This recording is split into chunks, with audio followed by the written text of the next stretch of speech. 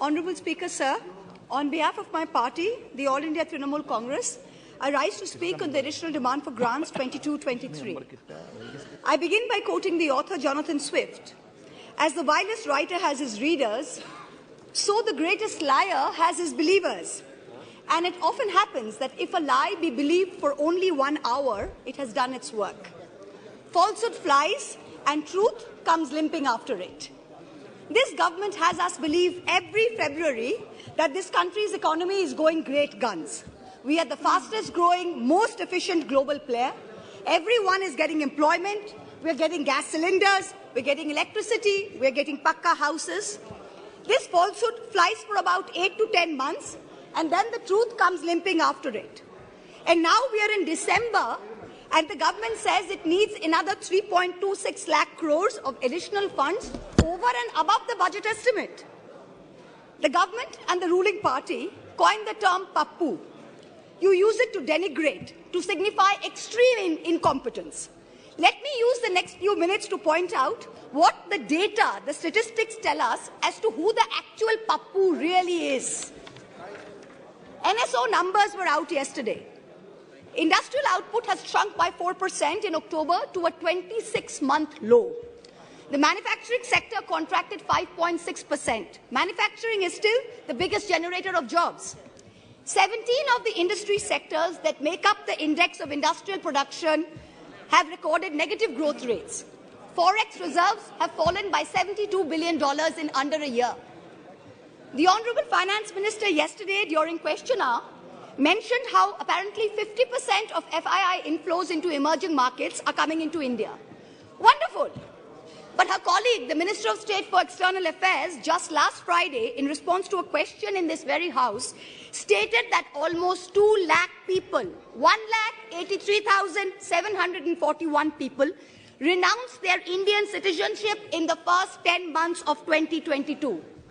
This exodus in 2022 takes the total number of Indians renouncing Indian citizenship under this government in the past 9 years since 2014 to over 12.5 lakh people. This year has already seen more people giving up Indian citizenship than any single given year. High net worth individuals are willing to pay up to $1 million to get citizenship of Portugal, of St. Kitts, of Greece. Is this the sign of a healthy economic environment? Of a healthy tax environment? Who's the Pappu now? There is an atmosphere of terror in this country with the sword of the Enforcement Directorate hanging over businessmen and high net worth individuals. The ruling party buys lawmakers for hundreds of crores, and yet members of the opposition represent 95% of lawmakers under investigation by the Enforcement Directorate. But forget politicians. They're tough. They can fend for themselves. Businessmen and high net worth individuals are soft targets. In the monsoon session, in response to a query from my honourable colleague from the JDU, Mr. Rajiv Ranjan Singh, the Finance Ministry informed this House that in the past 17 years, the ED has opened 5,422 investigations under the PMLA, but has convicted only 23 people. That is a conviction rate of a pathetic 0.5%. Since 2011, the ED has launched 1,600 investigations, 1,800 raids, and convicted only 10 people. In the supplementary demand for grants, I see that the government is asking for an additional 2,900 crores to buy land and ready-built accommodation, office accommodation for the Enforcement Directorate. The taxpayers, you and I, are paying for the ED's operations, for their prosecutions, for their investigations, for their foreign junkets.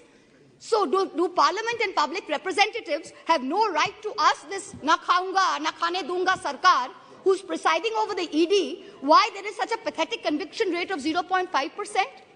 Is the ED's job only to harass people, or is it to actually track down and catch the perpetrators of financial crimes? What is this level of incompetence? Who's the Pappu now?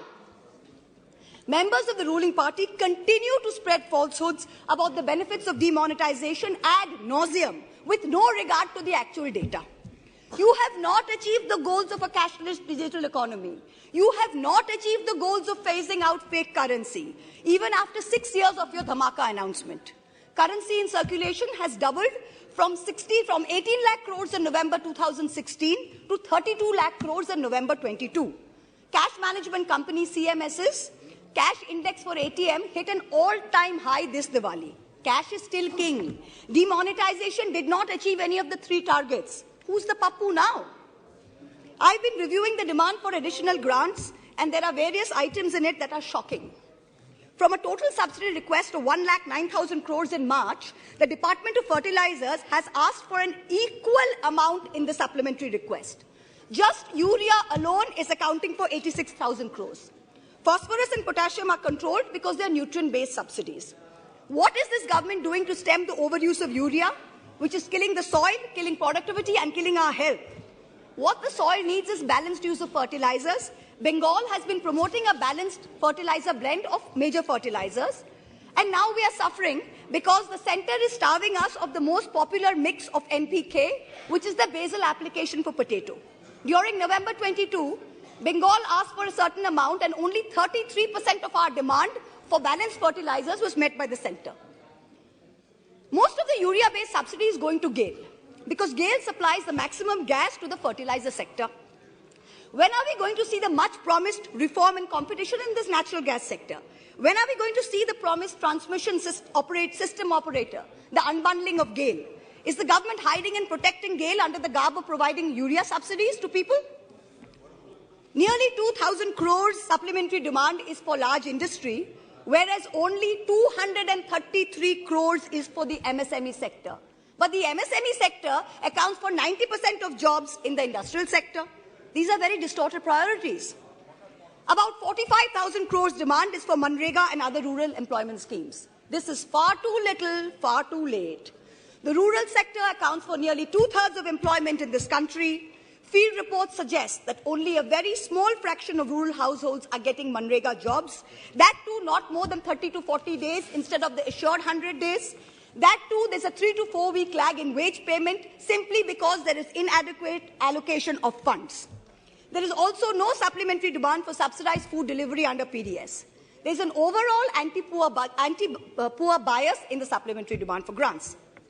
BSNL is being provided, this is very interesting, BSNL is being provided a viability gap funding of 18,000 crores for rural wireline operations.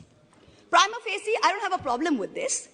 But if the government of India wants to keep giving BSNL viability gap funding, it is also giving it free spectrum worth 30,000 crores. Then why not make BSNL free roaming rural for everybody? If I'm not a BSNL user, I'm an Airtel user. I am paying for BSNL's free spectrum. It is not only BSNL subscribers who are paying for it. So if Airtel has poor network in a rural area, why can my phone not latch on to BSNL? Taxpayers are paying for this. Make it free for all in rural areas. The supplementary demand for grants will amount to an additional expenditure of about 4.36 lakh crores. This is going to raise the fiscal deficit above the target that you mentioned in the budget. So what is the government's additional revenue mobilization measures, especially non-tax revenue, that is going to make this up, make up the additional expenditure so we stay within the fiscal demand targets, fiscal deficit target? The Honorable Finance Minister yesterday stood in this House and she likened us, the opposition, to Videsh ka Dushman. And she said, we have Jalan ka Bhavna at India's growth. I stand here today to tell the Honorable Minister, wherever she may be, to tell this government, to tell this ruling party, that all of us here have given up our lives, our youth, our jibon, our jobon, as it were, to dedicate ourselves to the service of this great land, to the service of its people. We represent the farthest corners of this country, from Karimpur to Kutch, from Katgodam to Kasargod. It is our inalienable right to ask the questions of this government. It is our right to question your incompetence. And it is this government's Raj Dharma that should make the treasury benches sit down, listen to our voices, and not react like the proverbial Khisyani Billi. It requires enormous courage and tenacity to simply stand up here and speak the truth, and we are doing it. In contrast, the ruling party is moving from one incendiary issue to another, from the division of Bengal into North and South, to the Citizenship Amendment Bill, to releasing convicted lifetime murderers and rapists just before an election, to openly trying to challenge the judiciary into submission. You somehow keep hoping that you will scare India into submission and you will keep winning power term after term. But it's not working. You just went to election in 3 states. With all your might, with all your resources, you won and only won. The president of the ruling party could not hold on to his own home state. Who's the Pappu now? A certain honourable MP from the Treasury benches, who's given to trespassing in high-security zones, who goads us all with equal measure of falsehood and fake bravado, yesterday took cheap pot shots at my state, the state of Bengal, with false claims of diversion of Manrega funds. To him I say this, sir, don't push your luck. I went to Mount Holyoke College. I worship Ma Kali, and I've been elected twice from a border constituency. In your lingo, I say to you, and this is not unparliamentary, don't take panga. A certain Jari Booty Baba says publicly he likes women in saris, shalwars, and also nothing at all. In the presence of the wife of a deputy chief minister of the ruling party, hand on heart, ask yourselves, had any opposition leader said anything remotely similar, you would have been baying for their blood. The ruling party does not denounce it. There is no outrage. A convicted murderer and rapist is publicly giving sermons while out on parole, and leaders of the ruling party are listening to it. You do not have the moral clarity to call out right from wrong. Who's the Pappu now? People tell me to keep quiet, to make peace in the name of soft Hindutva. I am Hindu, but I refuse to play soft anything. What this country needs is an elected government which plays hard morality, hard legality, and hard economics. No soft anything. I urge this government and the finance minister to take control of the economy, and I urge the people of India to take control over who they give the reins of this country to. सवाल ये नहीं है कि बस्तियां किसने जलाई, सवाल यही है कि पागल के हाथ में माचिस किसने दी. This is a question that India needs to answer. Thank you very much. Jai Hind.